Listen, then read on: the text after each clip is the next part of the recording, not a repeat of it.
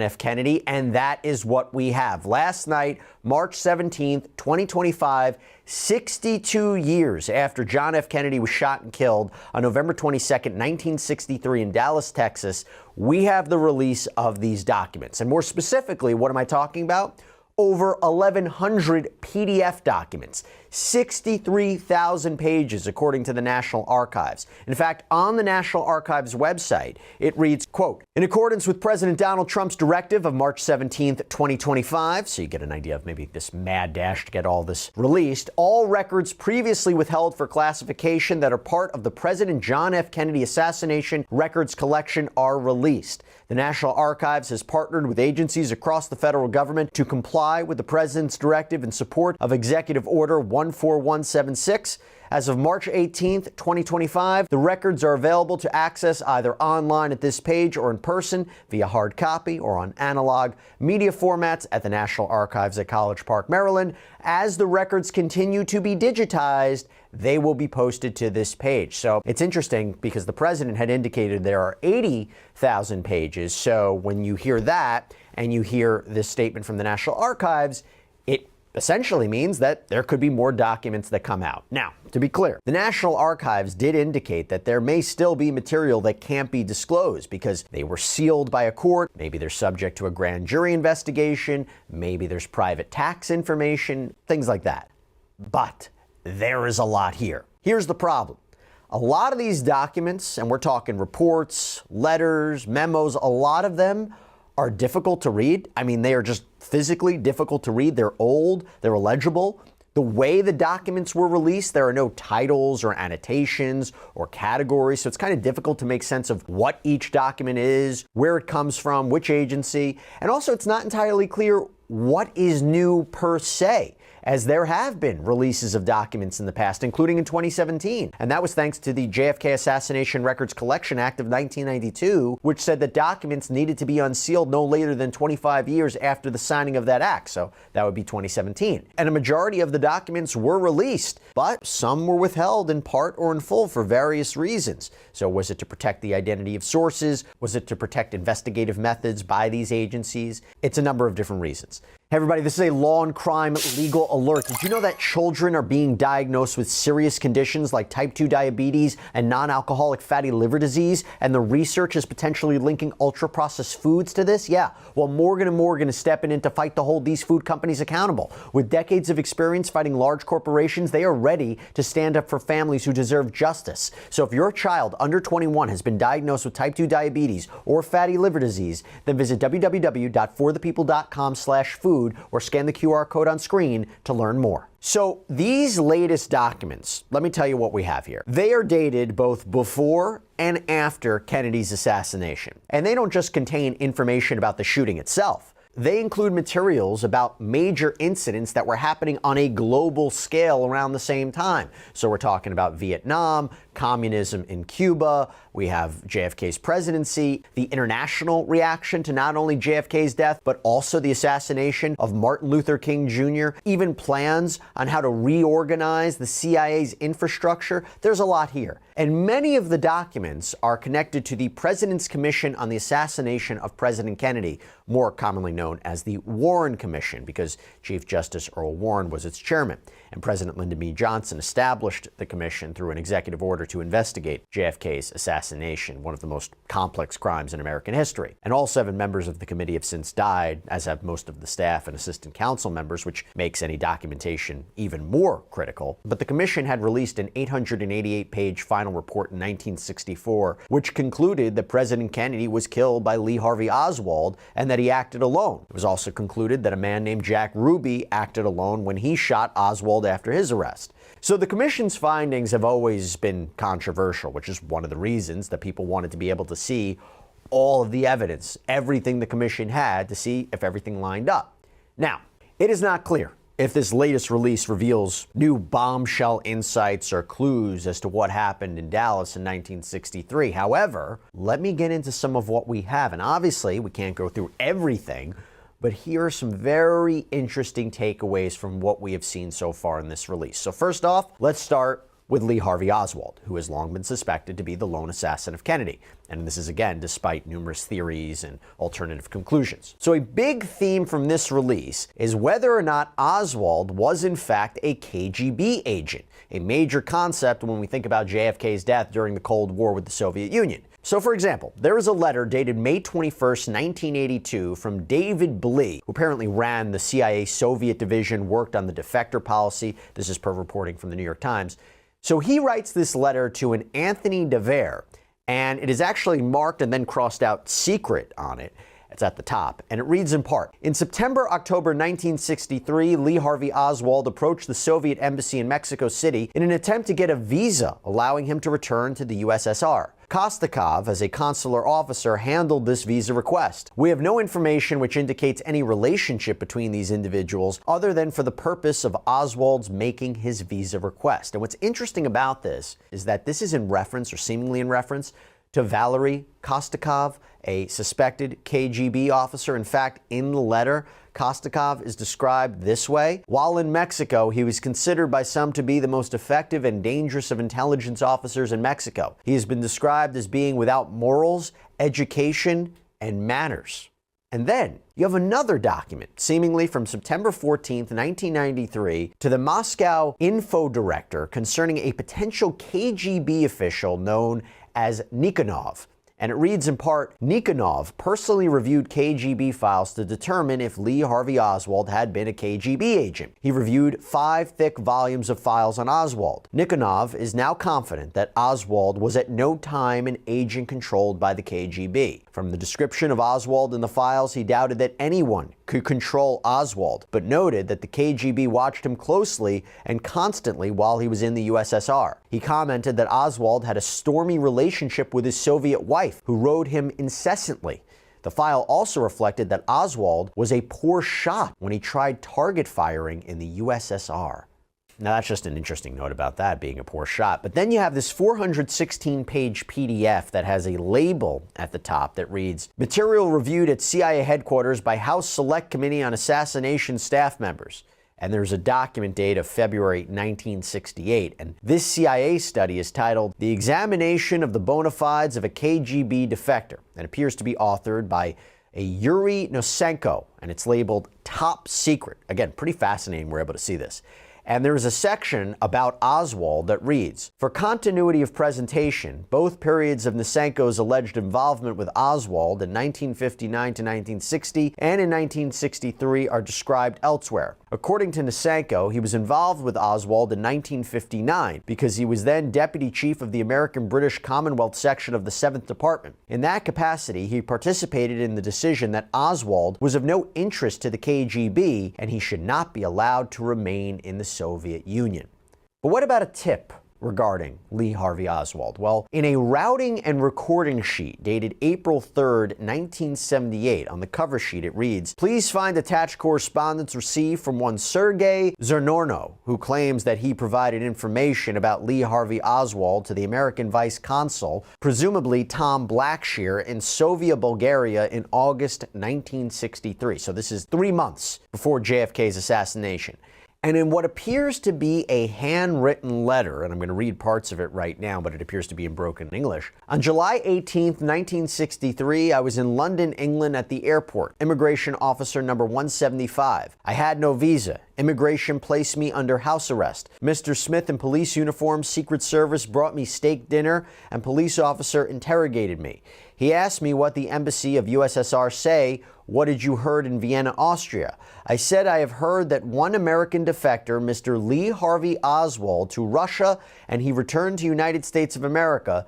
This man, he preparing to kill, to assassinate President John F. Kennedy. And then, in the retyped letter, it says, Mr. Walasev, consul of Embassy of USSR, gave me this information about Mr. Lee Harvey Oswald on August 14, 1963. Mrs. Basaria Asanova, girlfriend of Russian consul, came to my room and repeated that Mr. Lee Harvey Oswald is assassin. He will kill President Kennedy. On August 15, 1963, in Sofia, Bulgaria, at the airport and embassy car, I told to Mr. Blackshire, American Vice Consul, that Mr. Lee Harvey Oswald is assassin. He has a weapon or has ordered one. Mr. Blackshire said it seems like he will kill someone.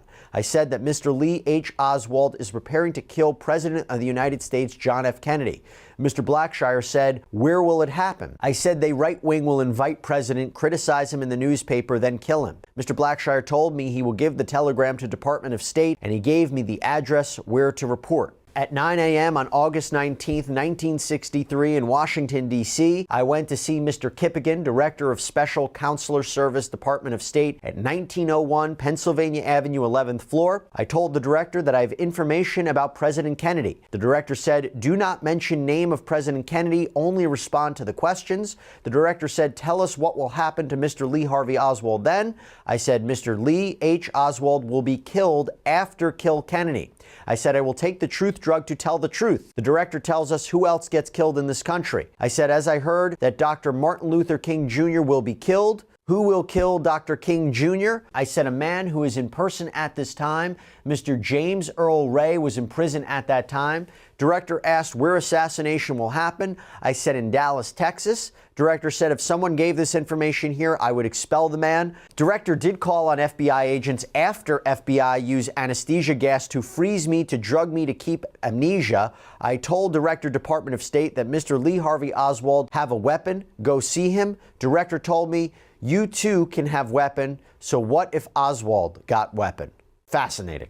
Not sure exactly what to make of it and whether there was advance notice or not, but that is a fascinating account. And there is at least one document also about Oswald coming back to the United States that's interesting. Dated January 29, 1964, this memo reads, according to a newspaper column of Allen and Scott in the Chicago American of December 6, 1963, on the Oswald case, Abram Chase, legal officer of the State Department, was one of two persons immediately responsible for Oswald's being permitted to return to the United States from the Soviet Union in June 1962. The other individual named was Llewellyn Thompson, the then ambassador of Russia. Another said to have been involved in the handling of Oswald's case was Samuel Wise, counsel of the American Embassy in Moscow. Now, there is more about Oswald, but I kind of want to give you a perspective about what else we saw in here. So going back to the Warren Commission, more than 500 witnesses were interviewed during its investigation. One of the most revealing testimonies came from a man named Alan H. Belmont, the assistant director to FBI Director J. Edgar Hoover.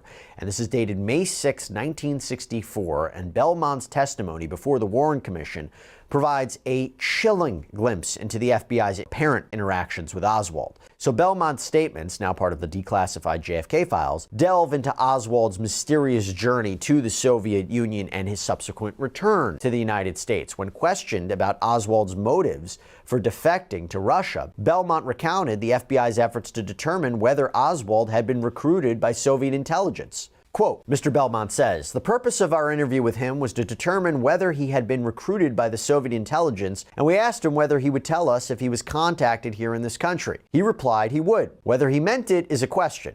However, you must bear in mind that this man, I believe it was when he was interviewed in July of 1961 in the American Embassy, the interviewing official there said it was apparent that he had learned his lesson the hard way and that he had a new concept of the American way of life and apparently had decided that Russia was not for him. When we interviewed him, likewise, he told us that he had not enjoyed his stay in Russia. He likewise commented that he had not enjoyed his stay in the Marines. Now, perhaps even more intriguing is Belmont's firm assertion that Oswald was never an informant for the FBI.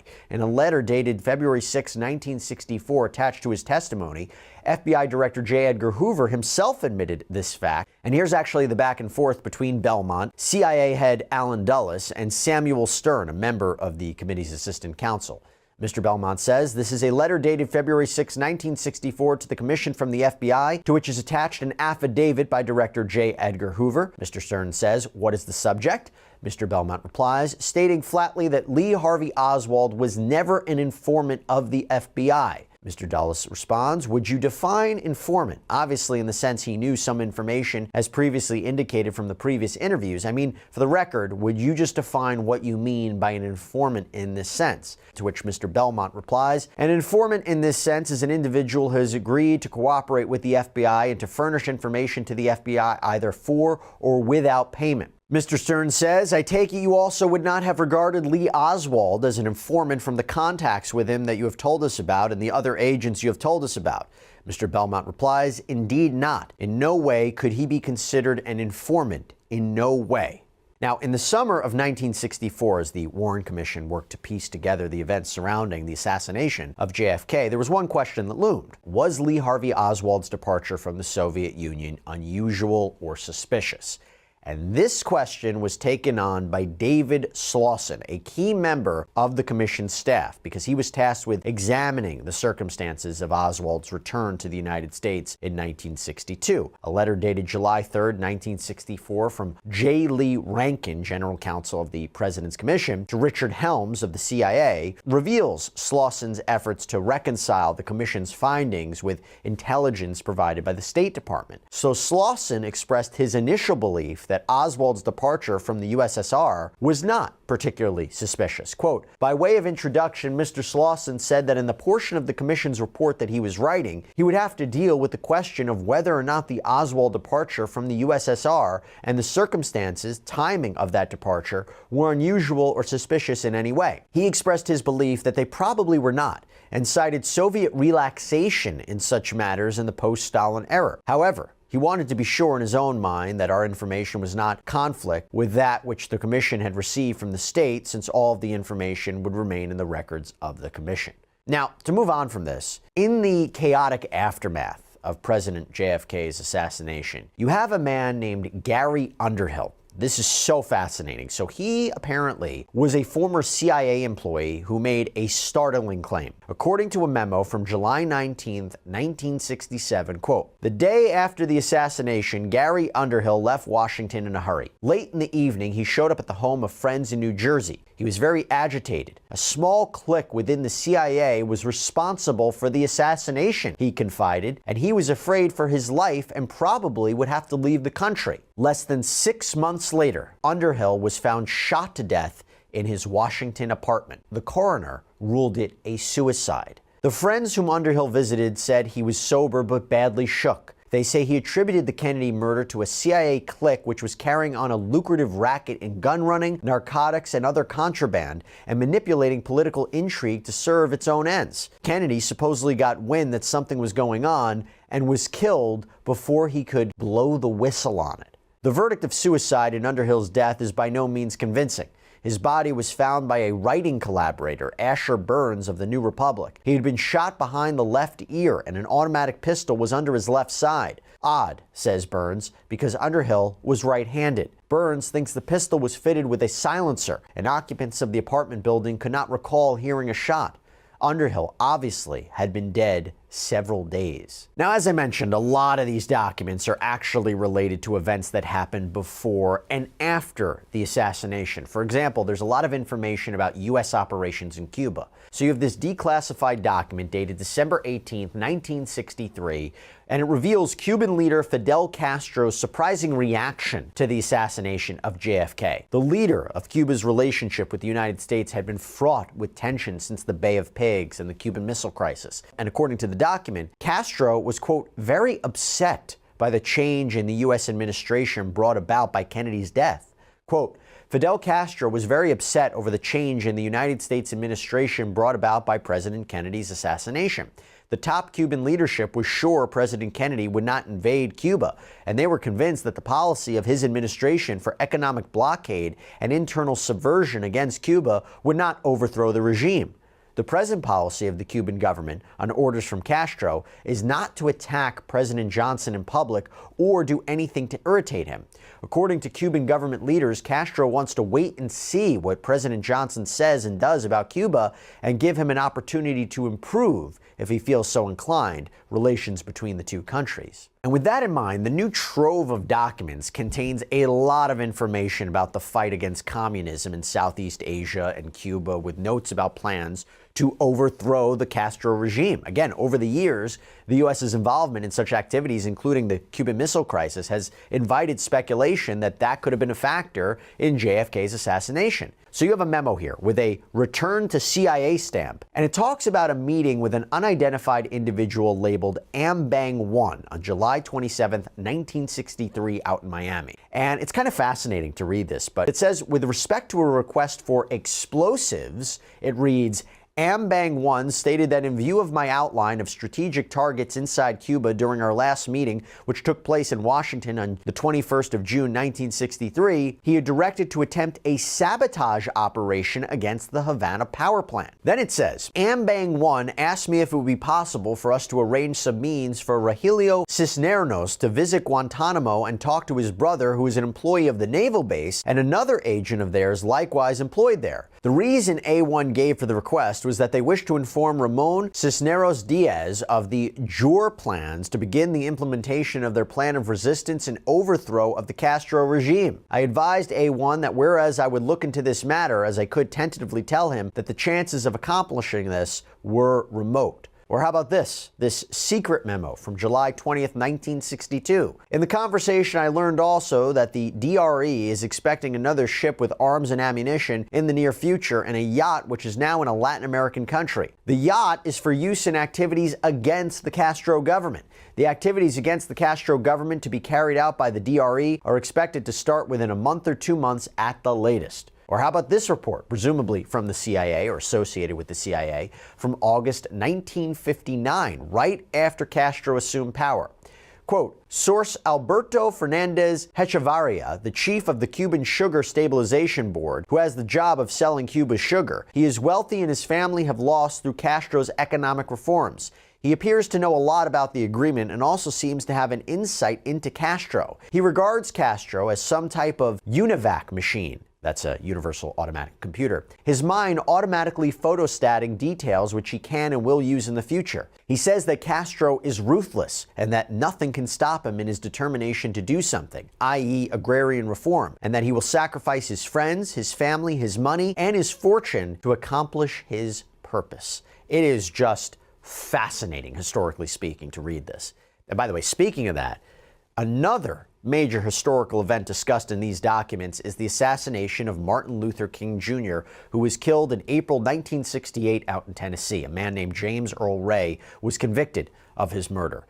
And so there is a memo in this release for the director of the FBI. And it reads in part, quote, on the 16th of April, Roderick Claflin Brown, a Panamanian national born July 1st, 1917 in British Honduras, voluntarily appeared at the Department of National Investigations of the Republic of Panama and signed a deposition. And it goes on to say, while on a shore visit to the Nobile Airport on the morning of the 26th of October, 1962, in the company of 2 fellow Panamanian seamen, he was literally approached by Marvin P. Luttrell, owner of Luttrell Motor Co., South Clinton Street, Athens, Alabama, who, after ascertaining Brown was a Panamanian seaman, asked if he knew of Dr. Martin Luther King Jr. Luttrell inquired whether Brown was interested in employment, the details of which were unspecified. He went on to describe Dr. King as, quote, our greatest problem who is causing us much trouble. He gave Brown a business card to use in the event that he was interested in pursuing the employment offer. And then, quote, after discussions with a relative and friends in New York City, Brown suspected that the Luttrell job offer was related with assassination plans for Dr. King.